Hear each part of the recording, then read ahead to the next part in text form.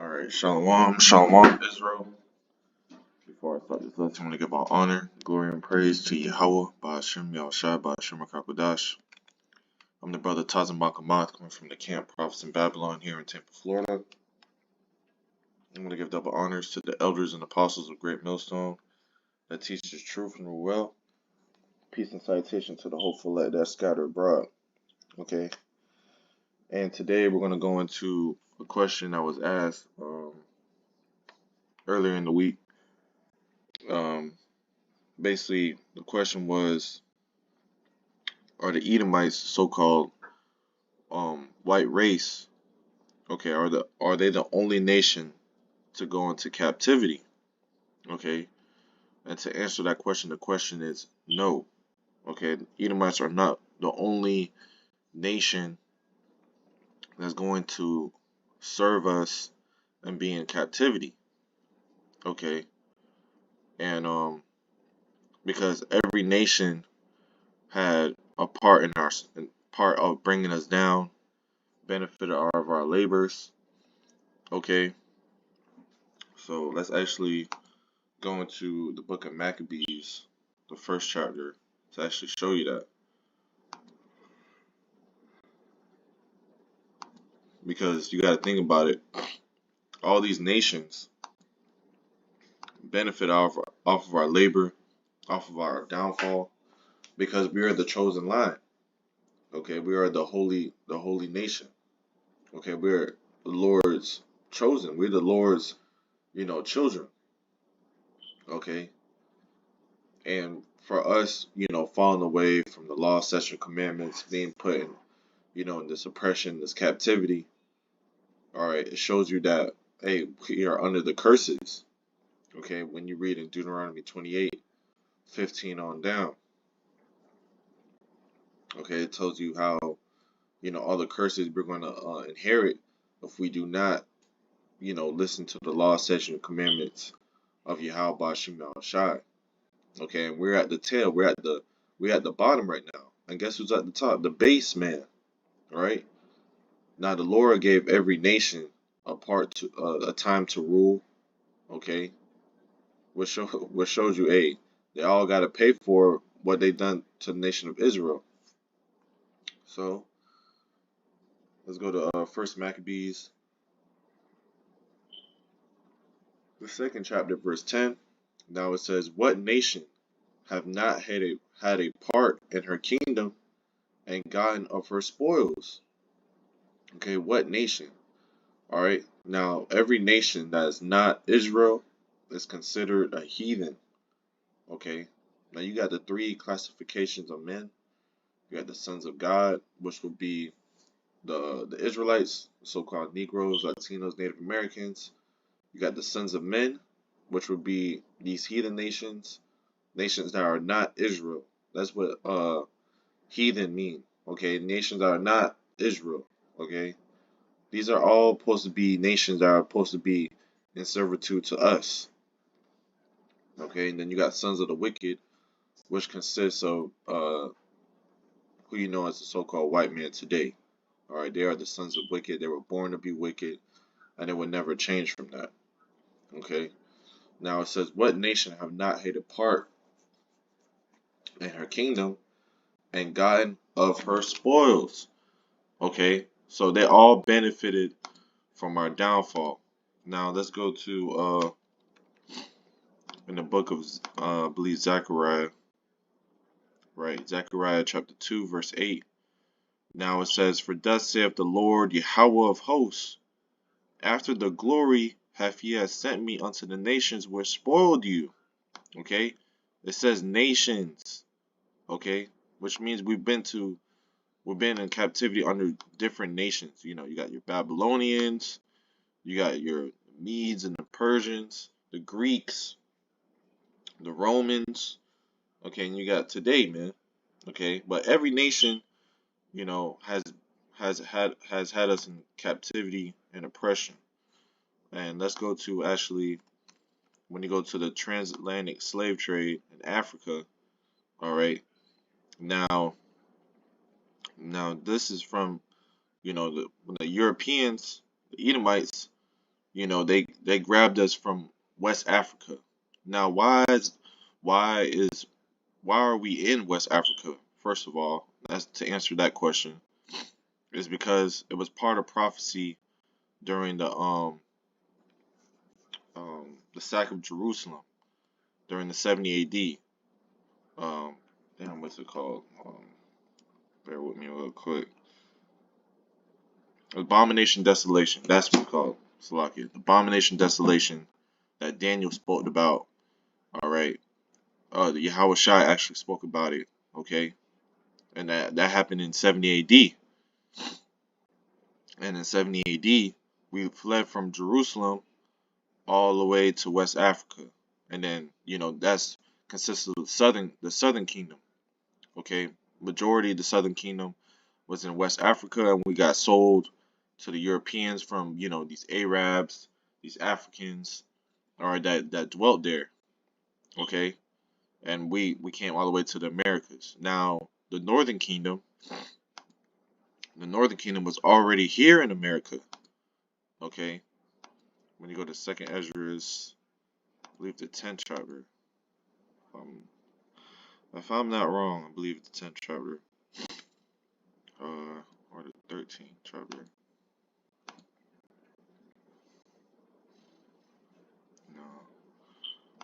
No. Bear with me real quick.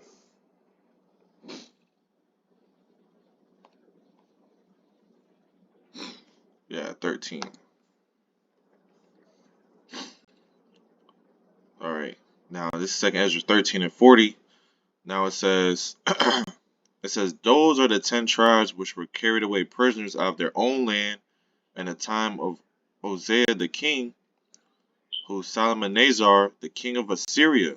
Now the northern kingdom was under the Assyrian captivity first, and they left from their homeland all the way to Americas. That's why you had the Native Americans, you had the so-called Native Americans, Puerto Ricans, Mexicans, Hondurans. They're all dwell in Americas.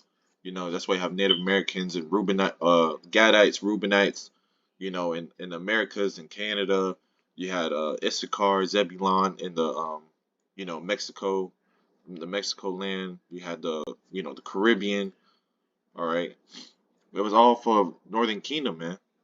Okay, it says he carried them over by the waters, and so came they into another land. Okay, and Christopher Columbus knew this because he read the Apocrypha. Okay, and then he knew that we were over here. Now, were the so-called Edomites the only ones? No. Okay, because you had an Arab slave trade as well.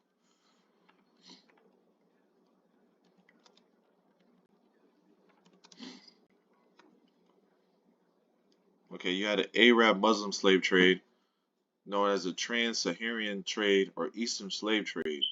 Okay, and best believe we were part of that, man.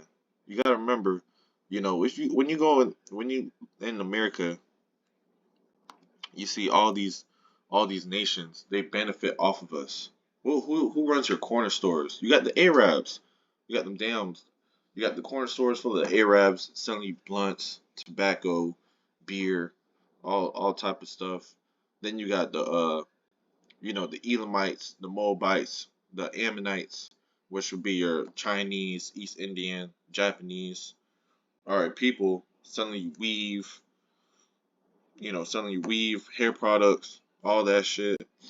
Okay, they got a city called Chinatown, bro. Come on now, all these nations benefit off you. Then for Jake to call himself African, you're not African because no one. All right, just because we have dark skin, all right, we're not the same people. All right, these people got fucking lip piercers. They be doing stuff to animals, and we don't do that, man. We're a holy children. We're separate from these people. All right, so all these nations gonna have to pay for that, right? Now it says, after the glory have he sent me unto the nations which spoiled you, for he that have touched you toucheth the apple of his eye. All right, and we're the apple of the Most High's eye. We're special to the Lord. We're his children.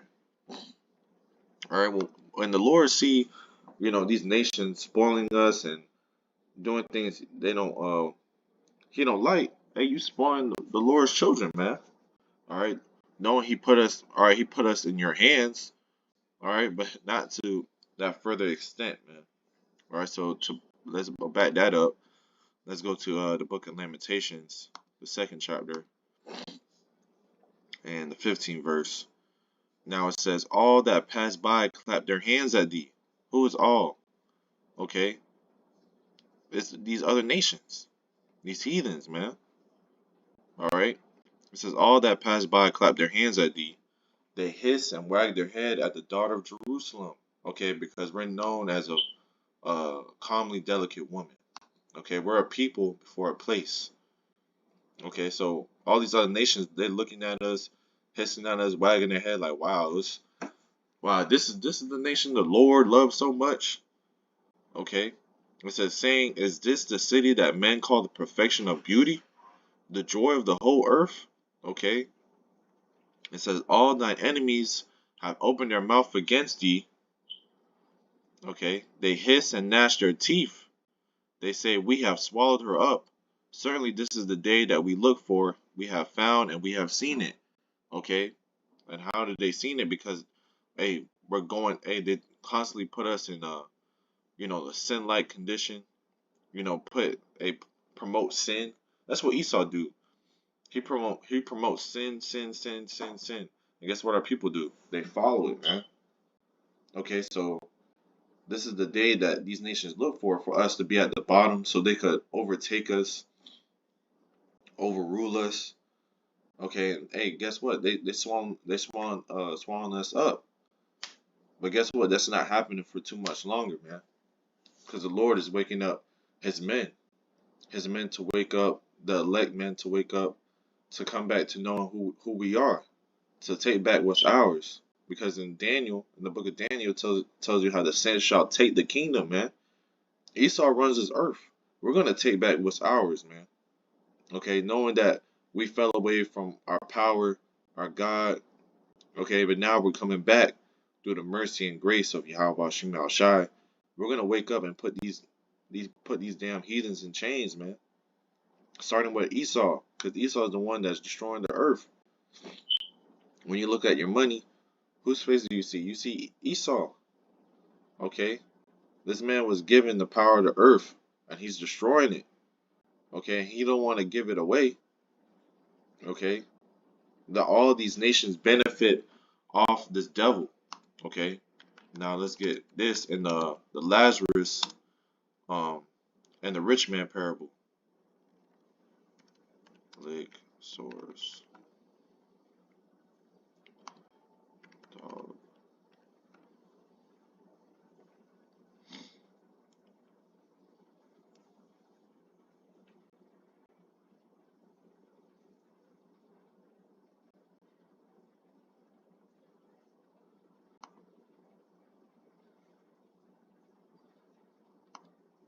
Let's see if I can find it real quick. Bear with me real quick.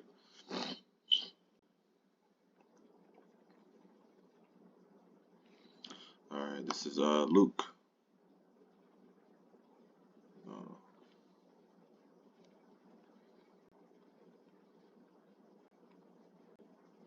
yeah, Luke 16. This is Luke 16, and all right. Now it says the rich man Lazarus. We could read from verse 19, to the point, okay, of 21. It says, there was a certain rich man which was clothed in purple and fine linen, and fared sumptuously every day. Which this rich man will consist of Esau. Okay, he's the rich man of this earth. Okay, he got all the spoils, the fatness of the earth. All right. Now it says, and there was a certain beggar named Lazarus, which was laid at the gate full of sores. And Lazarus will be today Israel. Okay, we're full of sores. Why? We've been wounded from, this captivity, slavery, being beaten, trodden down. Okay. Now it says, and desiring to be fed with the crumbs which fell from the rich man's table. It says, moreover, the dogs came and licked his sores. These dogs will consist of these heathen nations. They came and licked his sores. They licked our sores. They benefit off of us, man. So so is the Edomites the only ones to go into captivity? No. But we want them Edomites though. Okay. When you go to Isaiah the second chapter, it tells you how all these nations are gonna come to learn of Yahweh Shem Shai. Alright? Isn't the Hey, the Lord said he's gonna be the King of Kings, Lord of Lords, man.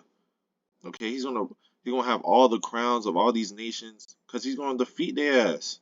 Alright, when he bring them to the land of Jehoshaphat, the land of Yahushaphat, he's gonna destroy them and take all that. This is mine. Okay? When is Isaiah the second chapter, second verse, it says, and it shall come to pass in the last days that the mountain of Yahweh's house shall be established. The mountain represents the government. Okay? It says, in the top of the mountains, and shall be exalted above the hills, and all nations shall flow into it. So we're going to be the the headquarters. We're going to be top of the top. The Lord's, laws, statute, commandments going to be, you know, um, spread throughout the whole universe. Everybody's going to know of it. Everybody's going to learn of it. And if you don't get in line, you're going to be destroyed. Okay? It says, and many people shall go and say, come ye, and let us go up to the mountain of Yahweh, to the house of the God of Jacob, and he will teach us of his ways, and we will walk in his paths. For out of Zion shall go forth the law and the word of Yahweh from Jerusalem. All right, and it says, and he shall judge among the nations, and shall rebuke many people, and they shall beat their swords into plowshares. Okay, now they had the weapons, now they're going to beat it into farming tools. All right, because in Isaiah 60, it tells you how the strangers are going to build up the kingdom. Who's the stranger? These nations. We built up Esau and his kingdom. All right, they going to build up our kingdom. For them 1,000 years, all right, they're going to be in harsh captivity, man. All right, they're going to be building up our kingdom, our houses, our walls. Okay, they're going to give us the best of the best, the resources. After 1,000 years, okay, then we're going to, put you in your own land. You're still going to follow the law, statutes, and commandments of Yahweh Shem Shai. You're going to give us your spoils, the top of the best, women, jewelry, clothes, linen, everything.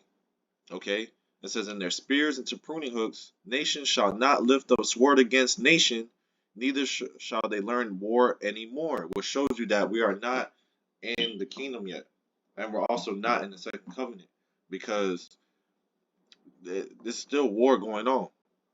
The scriptures say they're not gonna learn war anymore. They're not gonna be fighting each other anymore, because Yahweh Shai is gonna be ruling and putting everything in righteous order. Okay. Now, when you go to the book of Psalms 149, okay, now it says Psalms 149. It says, verse 5, it says, let the saints be joyful in glory, the saints of the Israelites.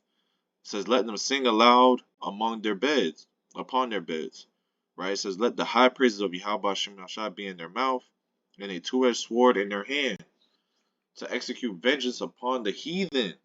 Okay? Upon the heathen. Alright? It says, and punishments upon the people. Okay? So we're going to have a big two-edged sword in our hand. We're going to be executing judgment. Okay? We're going to be going ham. We're going to have fun, man. We're going to actually be living.